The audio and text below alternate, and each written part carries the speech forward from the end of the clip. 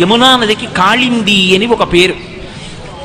ఇది కళింద పర్వతం మించి ఆ ప్రవాహం ప్రారంభమైంది కాబట్టి కాళింది అని పేరు.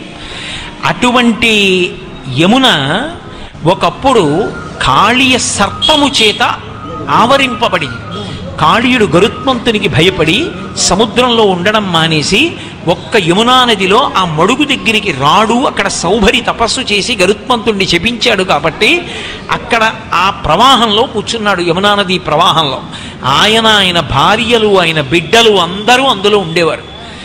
ఎంత విషం కలిగినటువంటి ప్రాణి అంటే ఇప్పటికీ వెంకటేశ్వరుడి సుప్రభాతం చెప్తే కాళీయుణ్ణి తలుచుకుంటాం. మన్మూర్ధిని కాళియపణి వికటాట వీషు శ్రీ వెంకటాద్రిశిఖరే శిరసశ్రుతీనాం చిత్తేప్యనన్య మనసాం సమమాహితౌతే శ్రీ వెంకటేశ చరణౌ శరణం ప్రపద్యే అంటాం.